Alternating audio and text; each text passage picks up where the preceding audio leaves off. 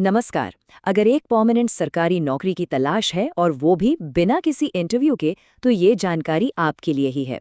आज हम बात करेंगे गृह मंत्रालय के तहत आने वाली नेशनल फोरेंसिक साइंसेज यूनिवर्सिटी यानी एनएफएसयू की एक शानदार जॉब अपॉर्चुनिटी के बारे में। चलिए इसके बारे में सब कुछ जानते हैं। सबसे पहले तो इस नौकरी की दो सबसे बड़ी और खास बातें। पहली, ये एक परमानेंट सरकारी पद है और दूसरी, इसमें कोई इंटरव्यू नहीं है। जी हाँ, बिल्कुल सही सुना आपने। ऐसा मौका मिलना आजकल बहुत मुश्किल है। तो चलिए अब थोड़ा और गहराई में जाते हैं और समझते हैं कि आखिर ये इतना बड़ा और ख़ास मौका क्यों है। ऐसी क्या बात है इसमें जो इसे नौकरी तलाशने वालों के लिए एक बड़ी खबर बनाती है। जरा सोचिए, एक ही नौकरी में ये सब कुछ मिल रहा है। एक तो परमानेंट पोस्ट है, मतलब जॉब सिक्योरिटी पक्की। सिलेक्शन सिर्फ और सिर्फ रिटन टेस्ट के बेस पर होगा। फ्रेशर्स अप्लाई कर सकते हैं, कोई एक्सपीरियंस नहीं चाहिए। और तो और कुछ पोस्ट के लिए उम्र की सीमा 40 साल तक है। ये सच में सीधी भर्ती का एक जबरदस्त मौका है। तो ठीक है, फायदे तो समझ आ गए। अब देखते हैं कि कौन कौन सी पोस्ट्स हैं जिन पर भर्ती हो रही है और किसके लिए क्या मौके हो सकते हैं।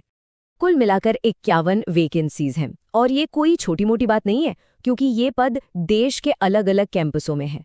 इसका मतलब है कि बहुत से लोगों को मौका मिलने वाला है। अब जरा इन पोस्ट्स और इनकी सैलरी पे नजर डालते हैं। सेक्शन ऑफिसर की बात करें तो शुरुआत ही करीब 75,000 रुपए महीने से हो रही है। डिप्यूटी सेक्शन ऑफिसर के लिए ये करीब 65,000 है और असिस्टेंट पोस्ट के लिए भी लगभग 40,000 रुपए से शुरुआत हो रही है। मतलब एक बहुत ही बढ़िया सैलरी पैकेज है। अब आते हैं सबसे जरूरी सवाल पर। इन पदों के लिए अप्लाई कौन कर सकता है, क्या क्या शर्तें हैं। चलिए एलिजिबिलिटी क्राइटेरिया को समझते हैं। यहाँ एक छोटा सा लेकिन बहुत जरूरी फर्क है, इसे ध्यान से समझिएगा। ऑफिसर पोस्ट के लिए उम्र 21 से 40 साल है, जबकि असिस्टेंट के लिए 21 से 35 साल। दोनों के लिए ग्रेजुएशन की डिग्री तो चाहिए, लेकिन ऑफिसर पोस्ट के लिए एक अच्छा एकेडमिक रिकॉर्ड होना भी जरूरी है। तो इसका मतलब क्या हुआ? तो ये अच्छा एकेडमिक रिकॉर्ड का चक्कर क्या है, चलिए इसे भी क्लियर कर लेते हैं। इसका मतलब बहुत सीधा है। अगर ऑफिसर पोस्ट के लिए अप्लाई करना है तो ग्रेजुएशन में कम से कम 55% मार्क्स होने ही चाहिए। ये एक बहुत ही जरूरी शर्त है। और एक अच्छी खबर ये है कि कुछ शर्तें सभी पोस्ट के लिए एक जैसी हैं, जैसे किसी भी सब्जेक्ट में ग्रेजुएशन, हिंदी इंग्लिश की नॉलेज और कंप्यूटर की बेसिक जानकारी। और सबसे बड़ी बात, किसी भी तरह के एक्सपीरियंस की जरूरत नहीं है। मतलब फ्रेशर्स के लिए ये एक गोल्डन चांस है। ठीक है, अगर एलिजिबिलिटी क्राइटेरिया मैच हो रहा है तो अगला स्टेप क्या है? अप्लाई कैसे करना है और सिलेक्शन कैसे होगा? आइए इस पूरी प्रक्रिया पर एक नजर डालते हैं। ये तारीखें कहीं नोट कर लीजिए, बहुत जरूरी हैं। आवेदन 23 फरवरी 2026 से शुरू होंगे और पूरा एक महीना यानी 23 मार्च 2026 तक चलेंगे। लेकिन मेरा सुझाव है कि आखिरी दिन का इंतजार मत कीजिएगा। प्रोसेस बहुत ही सीधा और सिंपल है। आपको समर्थ पोर्टल पे जाकर ऑनलाइन अप्लाई करना है। ये एक सरकारी भर्ती पोर्टल है। और इसके बाद जो सबसे खास बात है वो ये कि सिलेक्शन सिर्फ और सिर्फ रिटन टेस्ट के मार्क्स के आधार पर बनी मेरिट से होगा। मैं इस बात को फिर से दोहरा रहा हूं ताकि कोई कंफ्यूजन ना रहे। कोई इंटरव्यू नहीं होगा। जो भी होगा आपके रिटन टेस्ट के परफॉर्मेंस के बेस पर होगा। ये अपने आप में एक बहुत बड़ा प्लस पॉइंट है। अब बात करते हैं एप्लीकेशन फीस की। जनरल, ईडब्ल्यूएस और ओबीसी कैंडिडेट्स के लिए फीस 500 रुपए है। लेकिन यहाँ एक बहुत अच्छी बात यह है कि एससी, एसटी, पीडब्ल्यूडी और सभी महिला उम्मीदवारों के लिए कोई फीस नहीं है। बिल्कुल जीरो। ये एक बहुत अच्छा कदम है। चलिए अब कुछ और जरूरी बातों पर भी गौर कर लेते हैं जो अप्लाई करने से पहले पता होनी चाहिए। ये एक ऑल इंडिया जॉब है, तो पोस्टिंग देश में कहीं भी हो सकती है। एनएफएसयू के कैंपस गांधीनगर, दिल्ली, गोवा, भोपाल जैसे कई बड़े शहरों में है, तो देश सेवा के लिए कहीं भी जाने को तैयार रहना होगा। लेकिन यहाँ एक सवाल मन में आ सकता है कि क्या जिसने भी अप्लाई कर दिया उसे रिटन टेस्ट देने का मौका मिल ही जाएगा? तो देखिए, ऐसा जरूरी नहीं है। यूनिवर्सिटी पहले सभी एप्लीकेशंस को स्क्रीन करेगी, मतलब उनकी छटाई करेगी, और उसके बाद ही जो उम्मीदवार सबसे योग्य लगेंगे उन्हें रिटन टेस्ट के लिए शॉर्टलिस्ट किया जाएगा। तो फिर अपनी एप्लीकेशन को दूसरों से अलग कैसे बनाया जाए? यहीं पर आपकी एकेडमिक्स के अलावा दूसरी चीजें काम आती हैं, जैसे कि इंटर्नशिप, कोई वॉलंटियर वर्क किया हो या कॉलेज के कंपटीशन में हिस्सा लिया हो, ये सब आपके प्रोफाइल को एक एक्स्ट्रा एज देते हैं। ये पेपर होगा 100 नंबर का। इसमें आपकी जनरल नॉलेज, जनरल स्टडीज और इंग्लिश कैसी है ये सब चेक किया जाएगा। सारे सवाल होंगे एमसीक्यू, मतलब ऑप्शंस वाले। और हाँ, एक बहुत जरूरी बात, ये पूरा का पूरा पेपर सिर्फ और सिर्फ इंग्लिश में होगा। चलिए, मान लीजिए पेपर 1 क्लियर हो गया। अब आता है पेपर 2, और ये पेपर बहुत खास है। क्यों? क्योंकि इसका पूरा फोकस हायर एजुकेशन सिस्टम पर है। इसमें आपसे यूजीसी, एआईसीटीई इन सब के बारे में पूछा जाएगा। हायर एजुकेशन को लेकर सरकार की क्या नीतियां हैं, उस पर सवाल होंगे। 100 नंबर का ये भी एमसीक्यू पेपर है। और देखिए, बात भी सही है, जब आप एक यूनिवर्सिटी में काम करने जा रहे हैं तो ये सब तो पता होना ही चाहिए, है ना। अब बारी है तीसरे और आखिरी रिटन पेपर की। ये पेपर सरकारी नौकरी की एडमिनिस्ट्रेटिव, मतलब प्रशासनिक रीढ़ की हड्डी है। इस 100 नंबर के पेपर को आप सरकारी कामकाज की एक रूल बुक समझ लीजिए।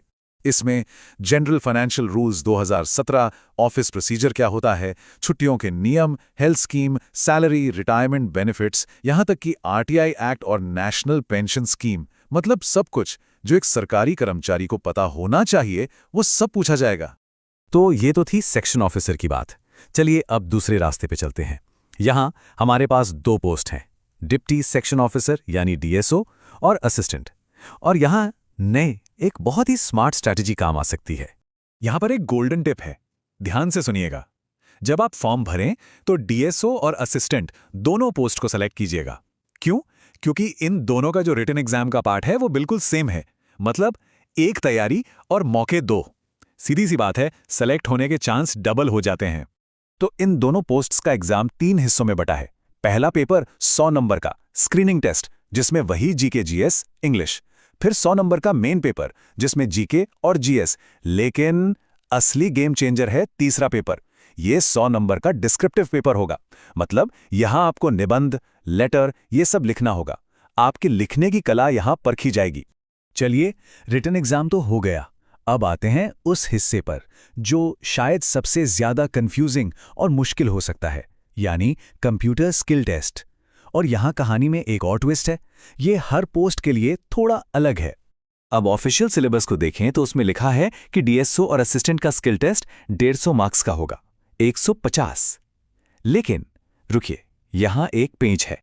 जी हां, पेंच ये है कि सिलेबस में भले ही 150 मार्क्स लिखे हों, लेकिन जब पिछले पेपर्स उठाकर देखे गए तो वो सब 50 मार्क्स के थे, सिर्फ 50। तो अब सवाल ये है कि सही क्या माने, 150 या 50? देखिए, ये एक कंफ्यूजन वाला पॉइंट है और इसके लिए आपको मेंटली तैयार रहना होगा। अब इस स्क्रीन पर बहुत ध्यान से देखिए, ये एसओ/डीएसओ और असिस्टेंट के स्किल टेस्ट का कंपैरिजन है। देखने में शायद ये अंतर छोटे लगे, लेकिन ये बहुत जरूरी हैं। जैसे एसओ/डीएसओ में आपको टेबल को एक्सेल में कन्वर्ट करना है, तो असिस्टेंट के लिए पाई चार्ट को।